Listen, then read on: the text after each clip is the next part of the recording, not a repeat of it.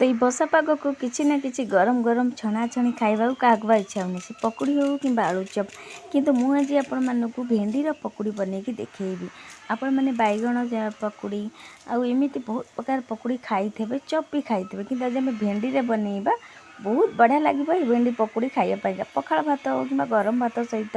कि कौन चटणी सहित यहाँ खाईपारे भेंडी न खाइबा लोक भी ये भेंडीटा को खाइबे भेंडी पकुड़ी एत बढ़िया लगे गोटे थर बनइले बार बार बनया को इच्छा करेंगे। तो यही क्रिस्पी भेंडी पकुड़ी बनवाई वीडियो को जमा स्किप न कर देखिए शेष जाए देखूँ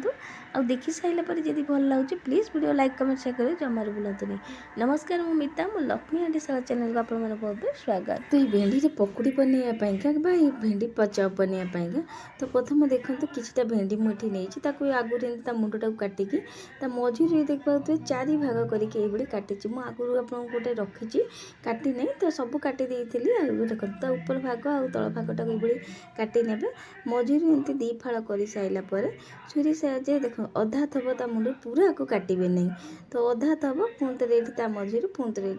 2 भाग करदे एमती करके 4 भाग करेंगे जदि बड़ भेंडी नहीं आउ गोटे भाग भी मैंने काटी पारे। तो ये देखो केते बढ़िया भाव में होगा देखो आउ गोटे मुठे मझे आउ गोटे काटी नौ तो यही मुझे सबू जाक काटिकी आगु रखीदी आपको देखापी गोटे रखी काटिकी देखापी सबू जाक भेंडी की काटी सारापर हाथ में एमती टिके मेला करने आउठी आप देखा देखो पूरा आपको जमारू काटे नहीं यही मुंडटा एमती थब तो ये आपको टिके साइड रखा एवं गोटे जगह नहीं जावा एवं देखा से देदेबा प्रथम बेसन तो ये मुझे गोटे कप बेसन नौची संगे चाउल गुंड ये दूसरी आप कॉर्नफ्लोर पाउडर भी देपर 3 बड़ चमच चाउल गुंड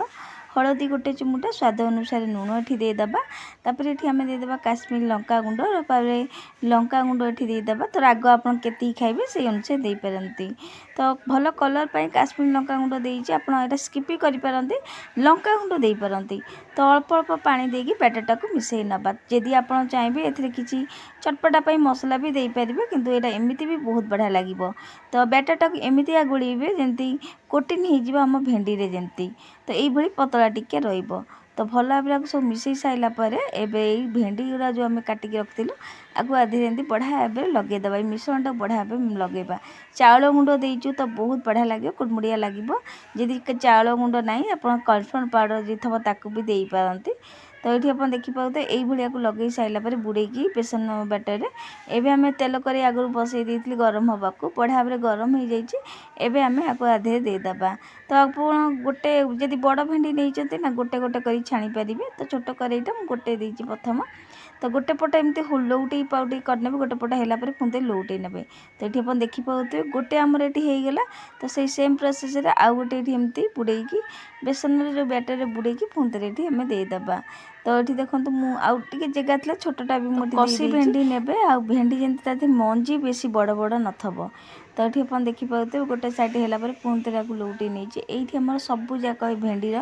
चप कि भेंडी पकुड़ी भी कही पारती बहुत बढ़िया लगे खाइबापा तो सबू जाक मुझे बनी नहीं आसी गोटे प्लेट को काढ़ी आनी ये प्रथम आवाज शुणुचे शुणु केते कुड़मुड़िया ये अच्छी देखिपारे तो चाउल गुंड देले बहुत बढ़िया लगे बहुत कुड़मुड़िया भी हम आप देखिपारे केते सुंदर आवाज होची आ भांगिकी भी ये देखो शुणु